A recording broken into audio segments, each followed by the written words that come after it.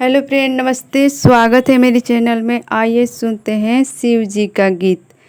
काशी में भोला बोई दिहले भंगिया धतूर हो। काशी में भोला बोई दिहले भंगिया धतूर हो। काशी में भोला बोई दिहले जेरो पेला हरी हरी मेहंदी के जेरो पेला हरी हरी मेहंदी की जेरो पेला भंगिया धतूर हो। काशी में भोला बोई दिहले के जेरो पेला भंगिया धतूर हो। काशी में भोला बोई दिहले भंगिया धतूर हो। काशी में भोला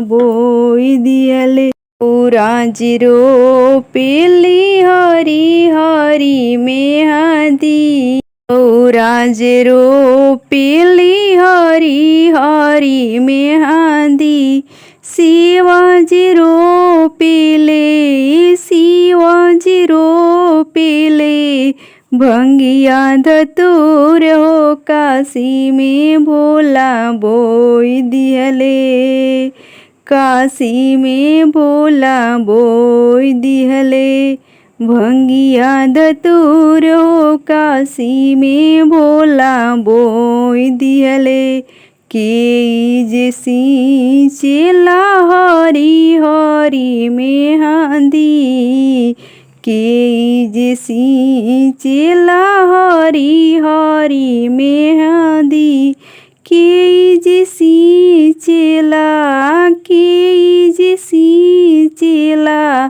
भंगिया धतूर हो। काशी में भोला बोई दिहले के जैसी चेला भंगिया धतूर हो। काशी में भोला बोई दिहले भंगिया धतूर हो। काशी में भोला बोई दिहले औरा जैसी चेली हरी हरी मेहंदी गौरा जैसी चेली हरी हरी मेहंदी शिवाजी सी चेले शिवाजी सी चेले भंगिया धतूर हो। काशी में भोला बोई दिहले काशी में भोला बोई दिहले भंगिया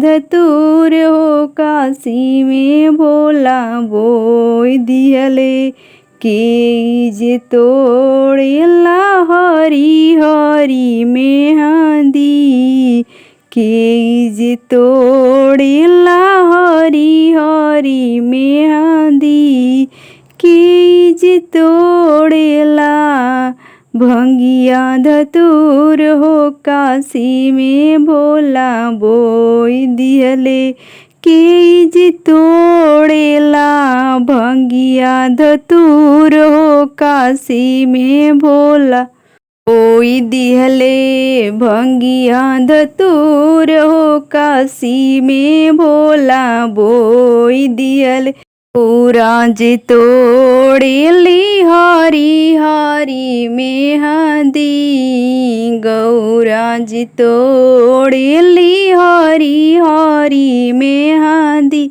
शिवाजी तोड़ेले शिवाजी तोड़ेले भंगिया धतूर हो। काशी में भोला बोई दिहले भंगिया धतूर हो। काशी में भोला बोई दिहले के जे पीसेला हरी हरी मेहंदी के जे पीसेला हरी हरी मेहंदी के जे पीसेला के जे पीसेला भंगिया धतूर हो काशी में भोला बोई दिहले।